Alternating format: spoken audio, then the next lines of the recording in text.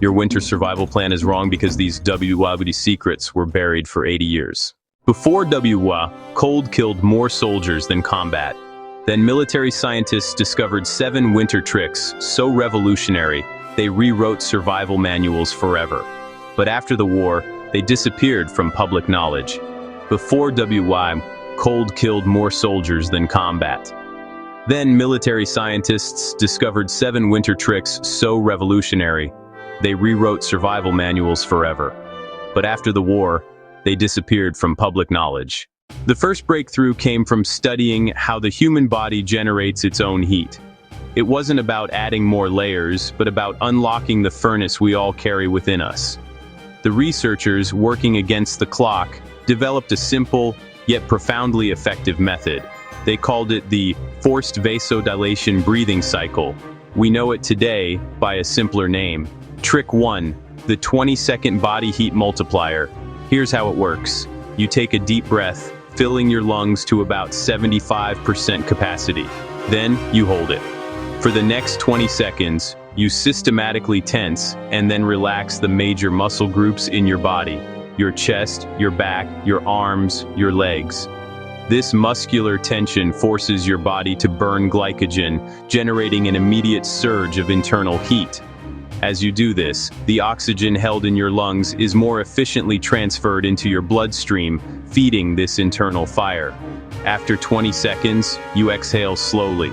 The result is a powerful wave of warmth that radiates from your core outwards, pushing warm blood to your extremities. This breathing technique increased survival time in freezing temperatures by 300%. The effect is so potent, it essentially turns your metabolism into a high-efficiency furnace on demand. Soldiers could perform this cycle just a few times an hour to maintain their core temperature, even while stationary in sub-zero foxholes. It allowed them to stay alert and combat-ready while the enemy froze. The technique was considered such a significant tactical advantage, so effective, it's still classified in some countries. But the second discovery was just as critical, because it addressed the single biggest mistake people make when trying to stay warm. Trick 2, the clothing mistake that kills. The enemy here isn't just the cold, it's moisture, specifically your own sweat. In their studies, the researchers found that even moderate exertion, like walking, shivering, or even the stress of being cold, produces sweat. When that sweat is trapped against your skin by the wrong material, it becomes a superconductor for heat loss. They discovered one common clothing error that increases heat loss by 70%. That error is wearing cotton as a base layer. Cotton absorbs moisture and holds it directly against your skin, robbing your body of precious heat 25 times faster than dry air. It's a phenomenon they called conductive heat death. Fixing this alone saved thousands. The solution was a simple layering protocol: wick, warm, and weather.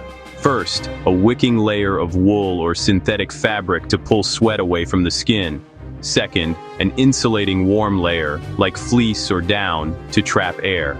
And third, a weatherproof outer shell to block wind and rain. This system allows moisture to escape while trapping your body's radiant heat. By simply replacing cotton with wool and managing their layers to avoid sweating, soldiers could stay dry and therefore stay warm and alive in conditions that were previously a death sentence. This fundamental principle of layering is the cornerstone of all modern cold weather survival. Trick 3, the 60-second snow fortress. This shelter design stays 50 degrees warmer than outside using only snow and body heat. It's called a quinzhee, and it's a marvel of thermal engineering developed by northern indigenous peoples and perfected by military cold weather units. The secret isn't just piling up snow, it's a process called sintering. You create a large mound of snow and let it rest for about 90 minutes. During this time, the snow crystals bond, transforming the loose powder into a solid, structural mass. This hardened shell is an incredibly effective insulator, far superior to freshly piled snow. Once sintered, you hollow it out from a low entrance, which acts as a cold trap, preventing precious warmth from escaping. The walls should be about a foot thick. Critically, you must create a small ventilation hole in the roof to allow carbon dioxide to escape and fresh air to enter. Without it, the shelter becomes a death trap. With it, your own body heat is enough to raise the internal temperature dramatically, creating a life-saving microclimate in the harshest blizzard. Trick 4. The Vehicle Survival System.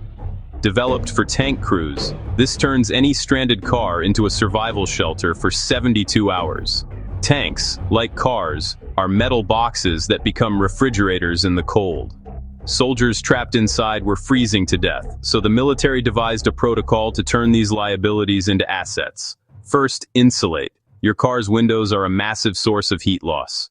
Use sunshades, floor mats, newspapers, anything to cover every window. This reflects your body heat back at you. Second, ventilate. Crack a window on the side of the car opposite the wind, just enough to prevent condensation and carbon monoxide buildup. This is non-negotiable, especially if you run the engine or use a heater. Run the engine for only 10 minutes every hour. This is enough to get a powerful blast of heat and charge your phone, but conserves precious fuel. Before you run it, always clear snow from the exhaust pipe to prevent deadly carbon monoxide from seeping into the cabin.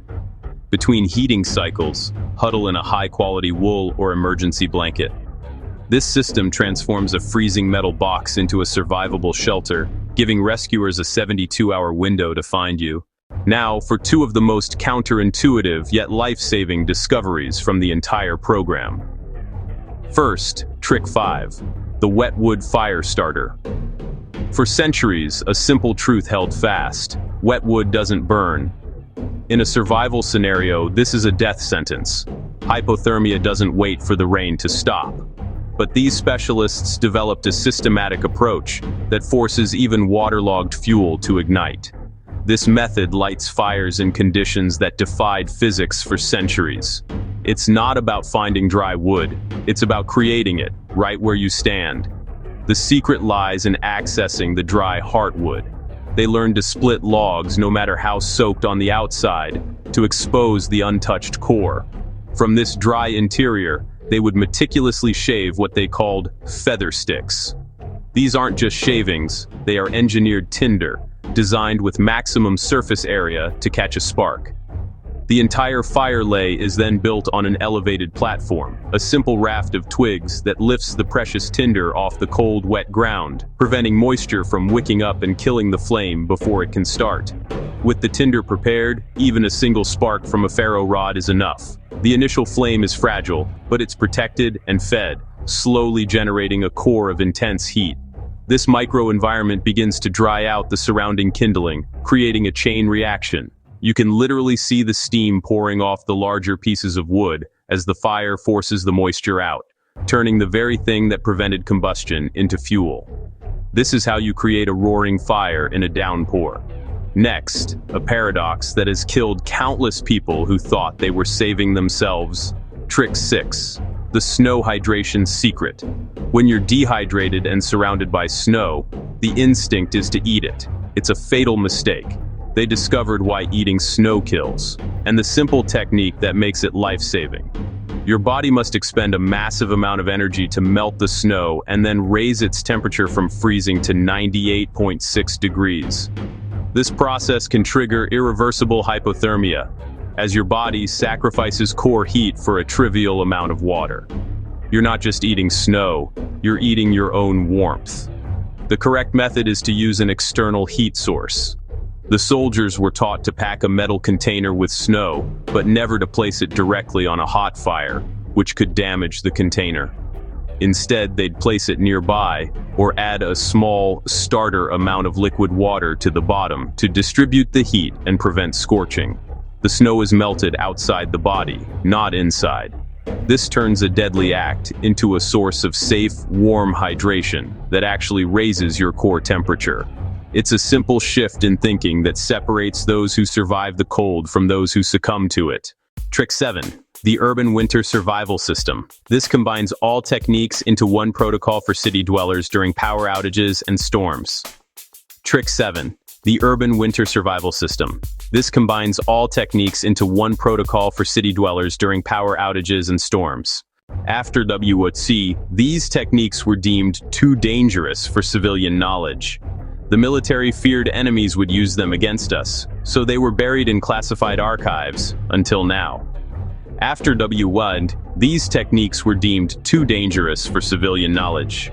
The military feared enemies would use them against us, so they were buried in classified archives, until now. 3 items in your home right now that become winter survival equipment: a garbage bag, a water bottle, and newspaper.